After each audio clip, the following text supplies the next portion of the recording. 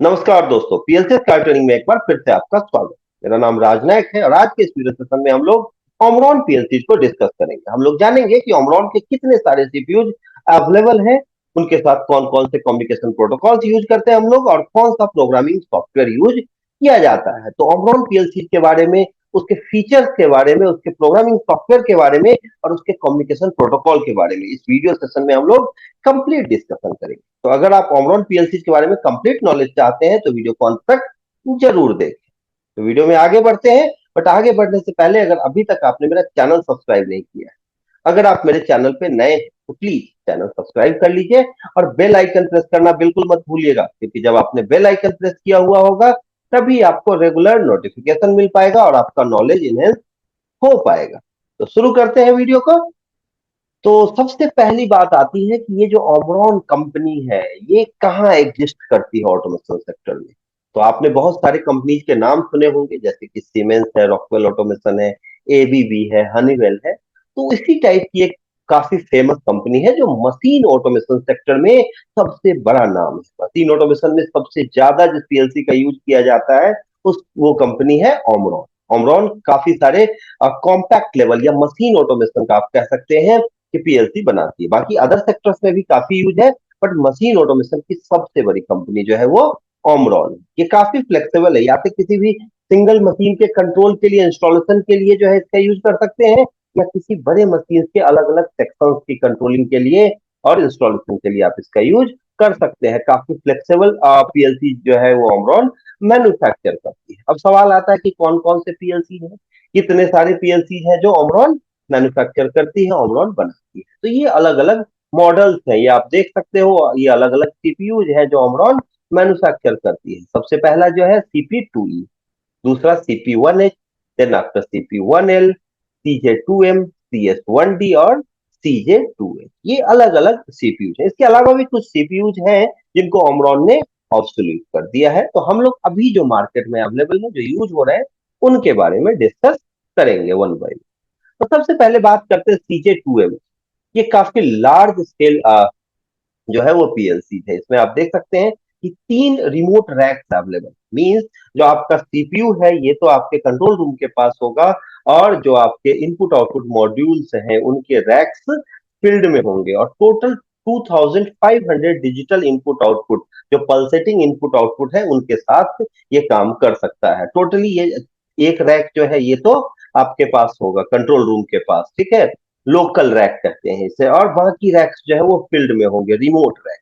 ये सारे कनेक्टेड होंगे आपस में प्रोफिबस के थ्रू या अलग अलग नेटवर्किंग प्रोटोकॉल है इनके थ्रू, ठीक है। तो ये टोटली 2500 डिजिटल जो इनपुट आउटपुट है इनके लिए होता है। ये काफी लार्ज नंबर में है और इसमें प्रोग्रामिंग स्टेप को ये एग्जीक्यूट कर सकता है करीब करीब 60,000 तक, ठीक है। इसके अलग अलग मॉड्यूल्स हैं, अलग अलग जो है 10 मॉड्यूल को ये सपोर्ट करता है, और जिसके थ्रू 5,000 से लेके 7,000, 5,000 to 60,000 डिफरेंट स्टेप्स आप देख सकते हैं। जैसे CJ2M का CPU 31 है या CJ2M CPU 11 है, इनमें 5 के स्टेप्स पॉसिबल है, ठीक है। CJ2M CPU 12 या CPU 32 में 10 के हैं। इस तरीके से आप देखेंगे कि CJ2M CPU 15 या CJ2M CPU 35 में 60 के स्टेप्स पॉसिबल होते हैं। तो ये काफी लार्ज स्केल है, इसमें प्रोग्रामिंग के स्टेप्स काफी ज्यादा पॉसिबल होते हैं। अब आप देखिए CP2E, इसमें भी काफी सारे सीपीयूज अवेलेबल हैं, ठीक है। और इसकी खासियत क्या है कि इसमें ऑनबोर्ड इनपुट आउटपुट काफी ज्यादा हो, 60 इनपुट आउटपुट तक पॉसिबल होते हैं इसमें। तो इससे क्या बेनिफिट होता है कि अगर आपको 60 इनपुट आउटपुट की रिक्वायरमेंट है, ऑन बोर्ड ही आप चाहते हो बहुत सारे काम, तो ये काफी इजी पीएलसी है। इसमें on board 60 digital input output का जो है वो अवेलेबल है, जिसके कारण एक्सटेंशन जो है आपके मॉड्यूल्स इनकी जरूरत कम हो जाती है। इसमें अलग अलग सीपीयू अवेलेबल है, CP2E N14, CP2E N20, CP2E N30, CP2E N40, और जिसमें 60 अवेलेबल है वो है हमारा CP2E N60, means maximum 60 available. अगर मैं प्रोग्रामिंग स्टेप्स की बात करूं तो इसमें भी काफी लार्ज लॉजिक प्रोग्राम्स जो है ये पॉसिबल है, 4,000 to 10,000 तक अवेलेबल, ठीक है। तो ये इसका अवेलेबिलिटी है। आप देख सकते हो कि CP2E30 में 4 के स्टेप्स पॉसिबल है, और CP2E N30 में आपके पास 10,000 स्टेप्स अवेलेबल। अब आप देखें CP1H एंड CP1L, ये दोनों जो है ये माइक्रो पीएलसी जो है ये डिजाइन क्या किसके लिए होता है? कॉम्पैक्ट मशीन्स के लिए। जैसे आप देख सकते हैं केस पैकर और स्ट्रेच रैपर। केस जो है कोई भी आपका जो केस है इसकी पैकिंग के लिए या रैपिंग के लिए जो यूज होते हैं, जो कॉम्पैक्ट मशीन्स आते हैं, इनके लिए स्पेशलाइज्ड है ये CP1H एंड CP1L। ये दो पीएलसीज हैं। ये कॉम्पैक्ट पीएलसीज होते हैं, इसमें एक्सटेंशन मॉड्यूल्स जो है वो पॉसिबल है। ठीक है।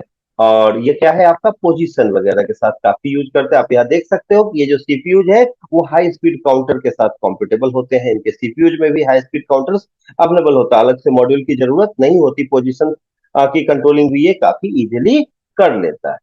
ठीक है। अलग से इसमें टेम्परेचर ऑन बोर्ड जो है वो आपके पास एड ऑन्स होते हैं, input output module, digital analogue और टेम्परेचर मॉड्यूल। मींस जो मैंने आपको बताया कि 60 इनपुट आउटपुट पॉसिबल है, तो उसमें एनालॉग भी होंगे, डिजिटल भी होंगे, आपके पास पोजीशन सेंसर्स वगैरह, पोजीशनिंग के भी, टेम्परेचर वगैरह के भी, हर तरीके के जो है ऑप्शंस अवेलेबल होते हैं इनके सीपीयूज में ही। तो अलग से एक्सटेंशन मॉड्यूल अगर आपको कोई छोटा सा प्रोसेस है उसके लिए इसकी जरूरत नहीं होती, अप टू 60 इनपुट आउटपुट के लिए। अगला है आपका CS1। यहाँ आप देख सकते हो कि CS1 में 7 रिमोट रैक्स है। ये लार्ज स्केल इंडस्ट्री के लिए यूज किए जाते हैं। इसमें जो है up to 80 input output modules possible है। ठीक है। 5000 डिजिटल इनपुट आउटपुट पॉइंट्स इसमें होते हैं, 7 एक्सपेंशन रैक्स अवेलेबल है, और उसके अंदर 80 इनपुट आउटपुट मॉड्यूल्स आप लगा सकते हो। काफी लार्ज इंडस्ट्री में इसका यूज किया जाता है। और जो है आप यहाँ देख सकते हैं कि अलग अलग 80 मॉड्यूल्स आप इनमें 7 रैक्स में आप इनको लगा सकते हैं। 7 रिमोट रैक्स होते हैं, जो लोकल जो है कोई भी रैक अवेलेबल इसमें नहीं होता। सारे इनपुट आउटपुट मॉड्यूल जो है वो रिमोट लोकेशन पे। ठीक है। अब अगला जो है आप देखेंगे, जो ये जो CS1 है जो लार्ज स्केल इंडस्ट्री के लिए यूज किया जाता है, ये आपको स्ट्रक्चर टेक्स्ट और लैडर डायग्राम दोनों को सपोर्ट करता है। ये इनका प्रोग्रामिंग लैंग्वेज है, तो इस तरीके से हम प्रोग्राम करते हैं और इनको यूज कर सकते हैं। मींस प्रोग्रामिंग की भी फ्लेक्सिबिलिटी देता है।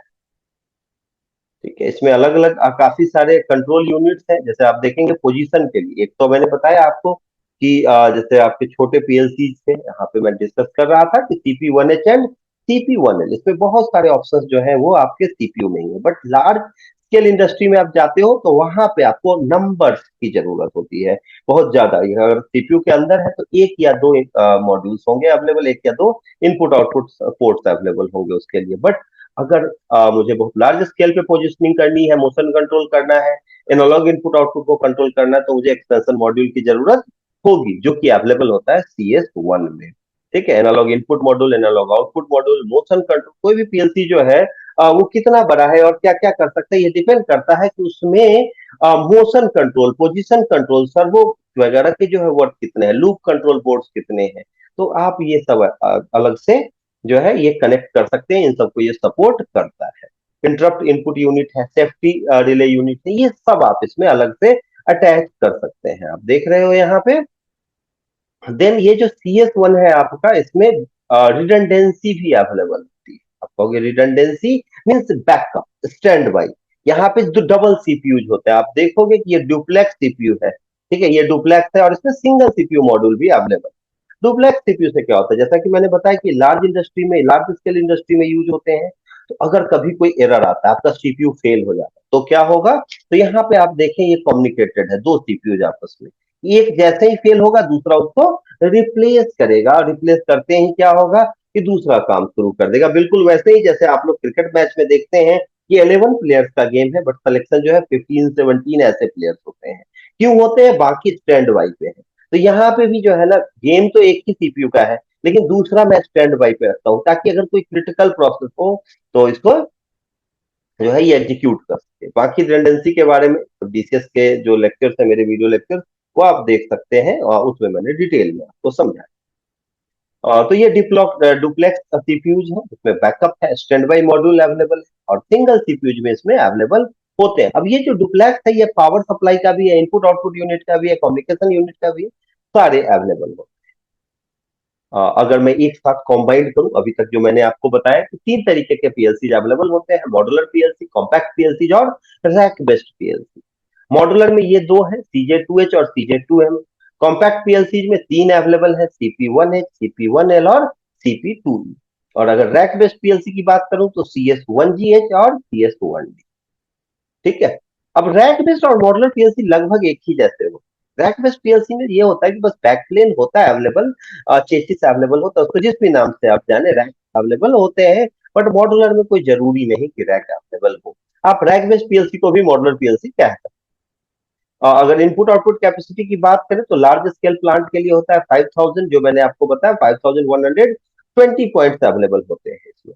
और डुप्लेक्स यूनिट का ऑनलाइन रिप्लेसमेंट भी अवेलेबल होता है, काम कर रहा है कोई एरर आया तो बैकअप होता है, जो मैंने अभी अभी बताया रिडंडेंसी होती है इसमें। कॉम्पैक्ट पीएलसी में ये आपका 320 पॉइंट्स होते हैं और 180 पॉइंट्स होते हैं। 10K टू 60,000 जो है स्टेप्स अवेलेबल है। और मॉड्यूलर की बात करें तो 2560 पॉइंट्स अवेलेबल है। 4000 के स्टेप्स टू 60 के स्टेप्स जो है अवेलेबल है इधर। तो डिटेल आप देख सकते हो।